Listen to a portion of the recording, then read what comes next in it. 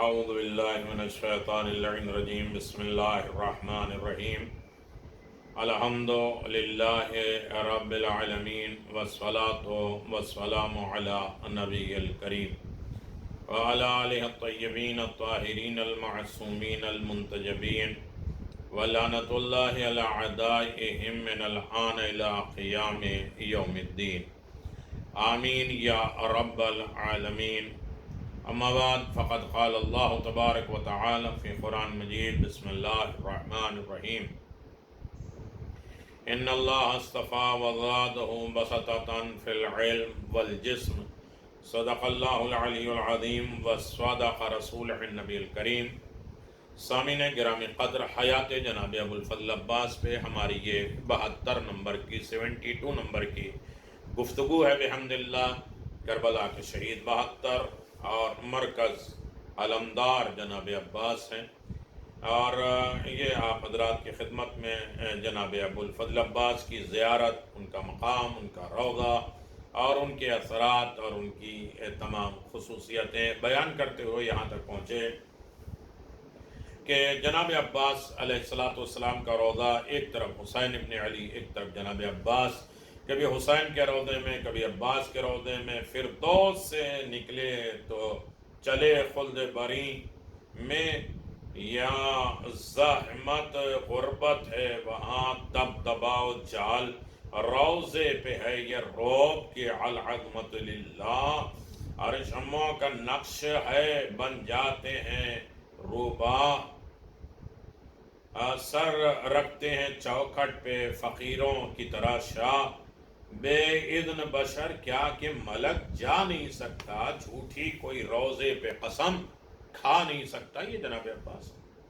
آپ کو پتا ہے کہ بادشاہوں نے پہلا کلام کیا کیا؟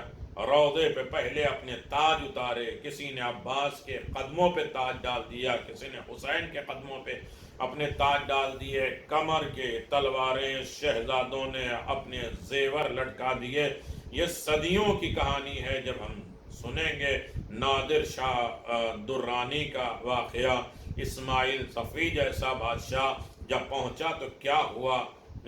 قاچاری بادشاہ جب پہنچے تو کیا ہوا، تیمور لنگ پہنچے تو کیا ہوا، اودھ کے بادشاہ پہنچے تو کیا ہوا، قیمتی تاج اتار کر زری پر ڈال دیے اور سر جھکا دیے، چوکھٹ پر فقیروں کی طرح شاہ، بے اذن کوئی روضے پہ داخل نہیں ہو سکتا، اذن بھی پہلے عباس سے لے لو،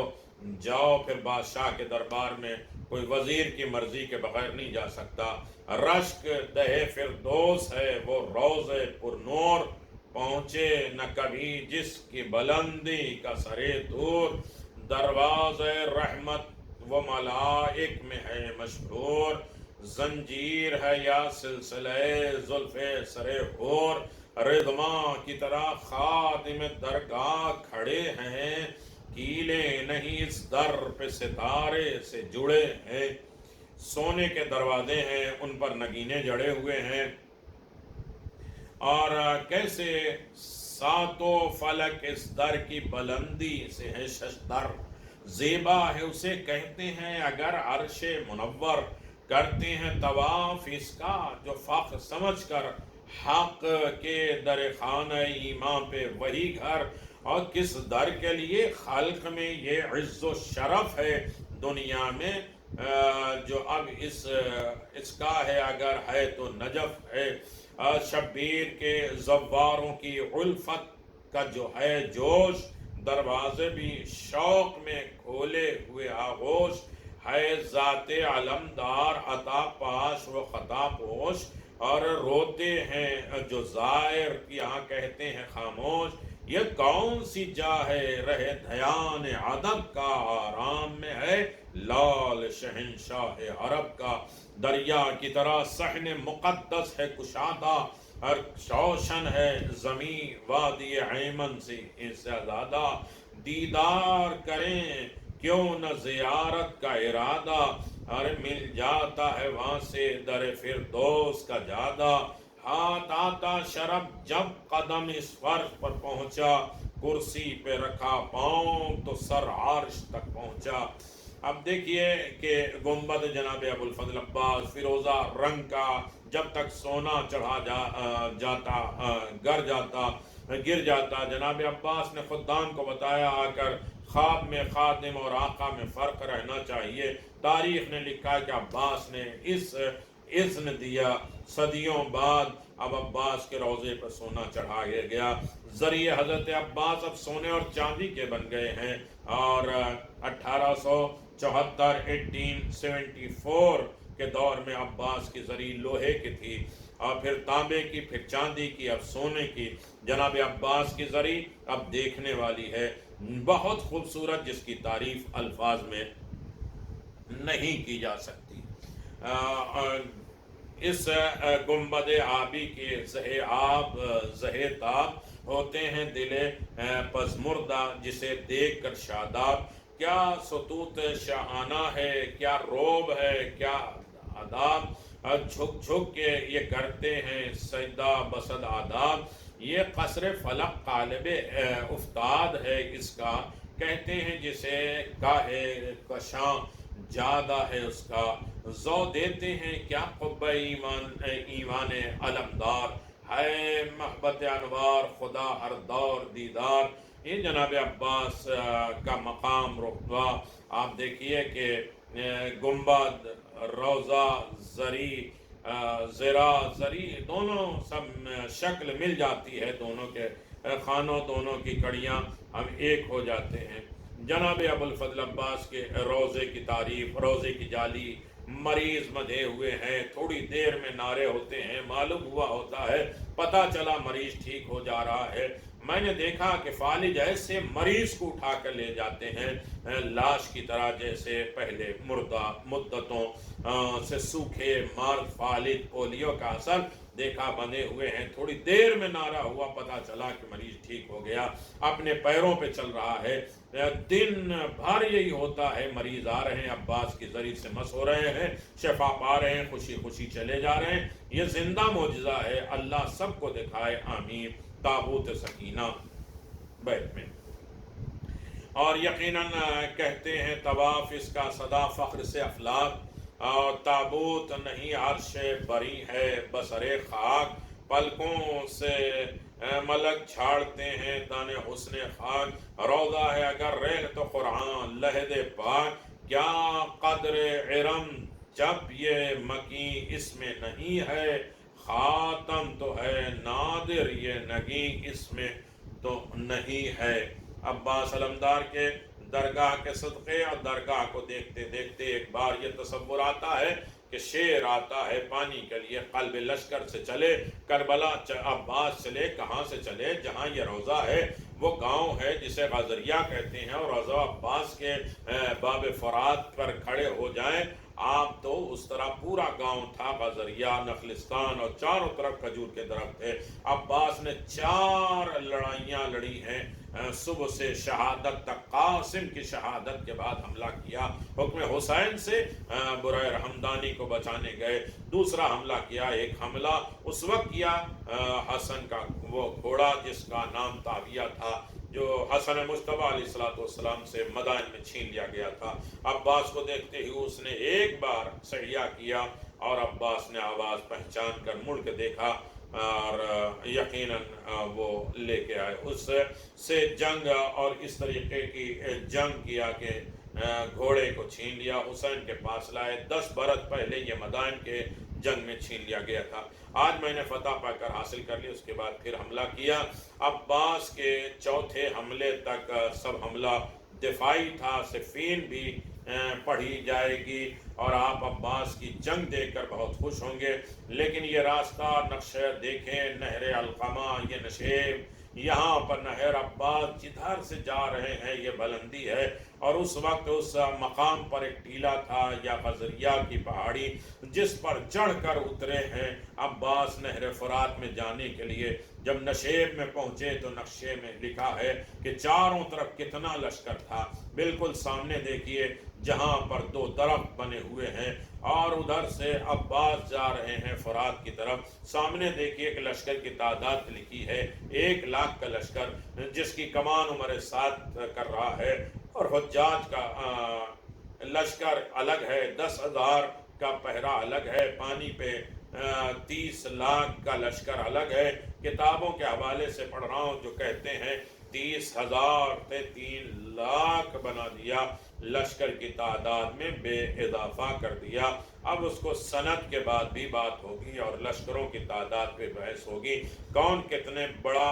दस्ता लाया था, इस पर भी बहस होना चाहिए। ज़रा सोचिए 1 लाख तीर जब चले एक साथ, तो मक्तल निगारों ने एक जुमला लिखा कि जब 1 लाख तीर चले तो इस मकाम पर अंधेरा छा गया था कि आफताब अपनी पूरी शिद्दत के साथ करबला में निकला हुआ था। 1 लाख तीर जब अब्बास की जानिब चले होंगे तो वो लोहे के एक चादर जो अब्बास की तरफ बढ़ रही हो, और अब्बास को गाजी क्यों कहते हैं, खैबर का एक दर उखाड़ा था अली ने, और अब्बास की जानिब ऐसे ऐसे कई हजार तीर चले आ रहे हैं। फातेह खैबर का बेटा है, उससे तनहा मुकाबला कर रहा है। अली ने रात को जौ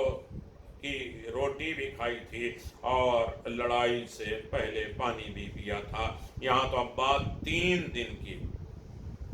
भूख और प्यास में लड़ रहे हैं, कोई नहीं है प्यासा है। तब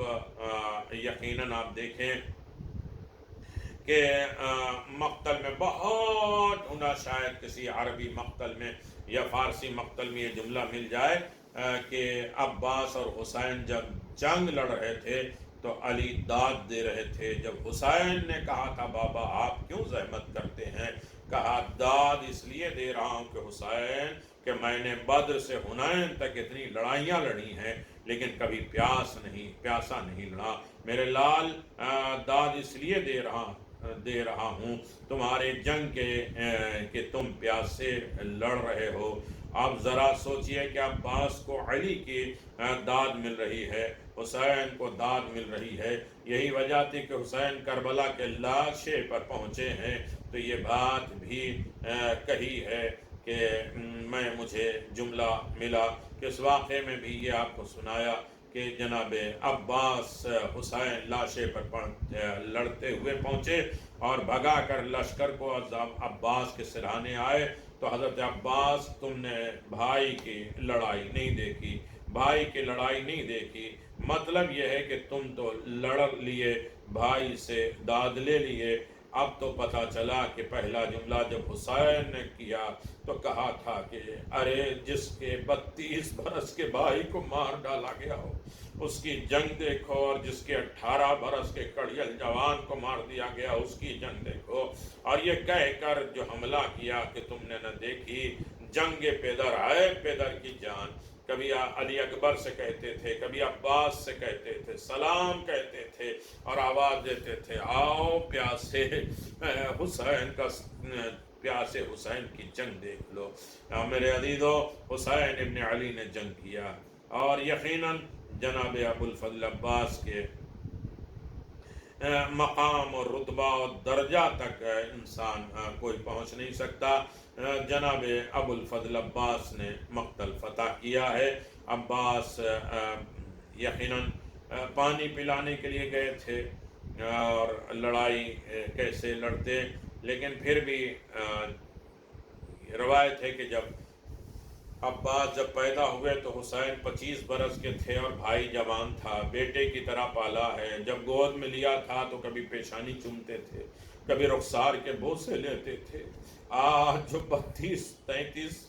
बरस का था जिसे परवान चढ़ाया, अब्बास का बचपना आया होगा, याद आया होगा, सर को दानों पे रखा, कहा बोलो अब्बास क्या बात है। कहा आका जब दुनिया में आया था आँख खोल कर सबसे पहले आपका दीदार किया था, अब जा रहा हूँ चाहता हूँ कि आखिरी दीदार भी आप ही का करूँ। अब्बास मेरी तरफ देखो। कहा कैसे देखूं, एक आंख में तीर पेबस है, दूसरी आंखों में लहू जम गया है। हुसैन ने आंख से तीर खींचा, कहा अब्बास अब तो देख सकते हो। एक बार अब्बास ने चेहरे पर नजर की, कहा आका बाबा अली मुर्तजा सामने है। رسول خدا کوثر کے جام لیے ہوئے ہیں، کھڑے ہوئے ہیں۔ آپ کی والدہ گرامی بیوی فاطمہ زہرا کہہ رہی ہیں اے میرے بیٹے عباس آ جاؤ، یہ کوثر کا جام ہے، عباس آ جاؤ، فاطمہ تیرے انتظار میں ہے۔ اور عباس آؤ، آقا خدا حافظ، آقا خدا حافظ۔ یہ جناب ابو الفضل عباس کا مقام ہے، رتبہ جناب عباس کا ہے۔ عباس شہید ہو گئے، حسین نے منظر کیسے دیکھا ہوگا، لاش عباس کو لے کے کیسے چلے ہوگے، اور کس عالم غربت میں حسین ابن علی نے پکارا ہوگا بھیا عباس آؤ، بیٹا علی اکبر دیکھو، حسین کی غربت کو دیکھو، حسین یکو تنہا رہ گئے، کوئی منس و مددگار نہیں ہے، حسین گھوڑے پہ سوار بھی نہیں ہو سکتے ہیں، لیکن جناب زینب سلام اللہ علیہ نے سوار کیا۔ مقتل میں حسین غریب گئے ہیں، اور اس حال میں غربت میں حسین غریب گئے ہیں، کوئی سوار کرنے والا نہیں۔ بیٹی پوچھ رہی ہے پھوپھی اماں اجازت دو میں اپنے بابا سے ملوں، آواز دیا اس وقت میرا بھائی امتحان دے رہا ہے، آواز دیا پھوپھی اماں میں نہیں جاتی، لیکن میں نے سنا ہے آپ کے بابا کے سر پہ صرف ایک ضربت لگی تھی، آپ اپنے حجرے سے دروازے تک 70 مرتبہ دوڑ کے گئی تھی، میرا بابا صبح سے شام تک مارا جا رہا ہے، کوئی پتھر مارتا ہے، کوئی نیزے مارتا ہے، آواز دے سکینہ جاؤ، بابا ملے تو میرا سلام کہہ السلام علیک یا ابا عبد اللہ الحسین اولاد الحسین و صحاب الحسین و انصار الحسین، خصوصاً باب الحبائی ابو الفضل عباس، زینب بنت علی ام کلثوم، سکینہ بنت الحسین، یا کاشف الکرب عن وجه الحسین، اکشف کربی و کرب المؤمنین بحق اخیک الحسین ورحمۃ اللہ وبرکاتہ۔